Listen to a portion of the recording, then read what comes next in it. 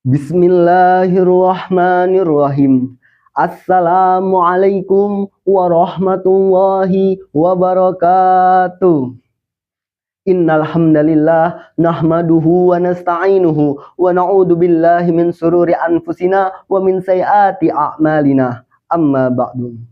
Dewan juri yang arif dan bijaksana dan teman-teman sekalian yang berbahagia. Rasulullah Shallallahu Alaihi Wasallam adalah nabi terakhir dan nabi penutup dari seluruh nabi, dan beliau diutus oleh Allah untuk umat manusia.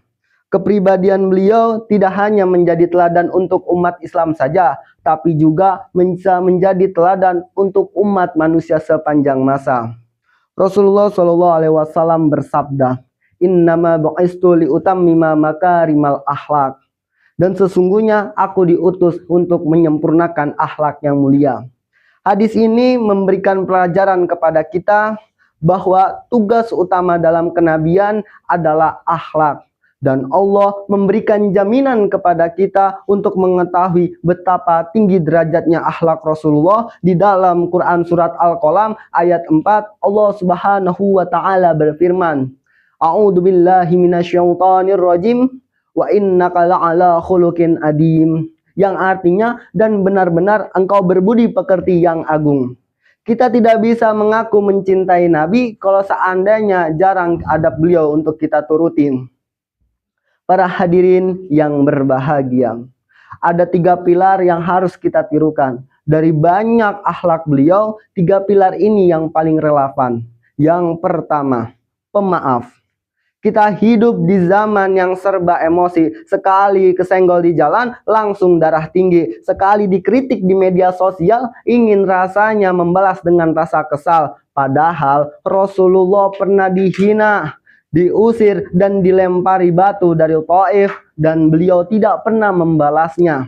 Sampai-sampai malaikat penjaga gunung meminta izin kepada beliau untuk menimpa 2 gunung kepada kaum yang menolaknya. Tapi apa jawaban beliau? Jangan. Dengan penuh harapan dari beliau, semoga kelak ada keturunan-keturunan mereka yang hanya menyembah karena Allah semata. Yang kedua, penyayang. Rasulullah adalah rahmatan lil alamin, rahmat bagi seluruh alam. Kelembutan beliau tidak hanya untuk umat Islam saja, melainkan non-muslim sampai-sampai kepada binatang. Dari Anas bin Malik yang melayani beliau selama berpuluhan tahun berkata, "Aku melayani Rasulullah selama 10 tahun, tapi aku tidak pernah mendengar beliau mengatakan dan juga tidak pernah mendengar mengapa kamu tidak melakukan itu dan mengapa kamu tidak melakukan ini." Dari akhlak Rasulullah, kita bisa mengambil pelajaran bahwa kekerasan bukan bagian dari dakwah, tapi dakwah memberikan arti kepada kita dari setiap kelembutan. Yang ketiga, Al-Amin, terpercaya. Sebelum Nabi diutus menjadi Rasul, beliau sudah mendapatkan gelar Al-Amin, yang artinya dapat dipercaya. Kejujuran dan integritas itu adalah mata uang beliau. Namun seringkali di zaman sekarang, kadang integritas dikorbankan hanya untuk demi like, jabatan, dan juga kesenangan sesaat. Kita mudah untuk berjanji, tapi sulit untuk menepati. Kita sering berkata benar, namun sulit untuk membenarkan diri kita sendiri.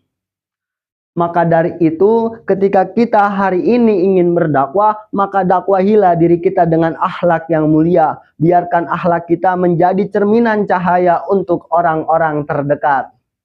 Para hadirin yang berbahagia, Rasulullah adalah Al-Quran yang berjalan. Ketika Sayyidah Aisyah ditanya tentang akhlak Rasulullah, beliau menjawab, akhlak Nabi Muhammad SAW adalah Al-Quran, yang artinya setiap larangan dan perintah di dalam Al-Quran itu terwujud sempurna di dalam diri beliau. Masya Allah. Maka jika kita ingin senantiasa hidup berbahagia, selalu kita dalam junjungan Nabi Muhammad SAW. Ada pantun yang mengatakan, jalan-jalan ke kampung rambutan, jangan lupa membeli pepaya. Kita teladani Nabi junjungan agar hidup kelak berbahagia.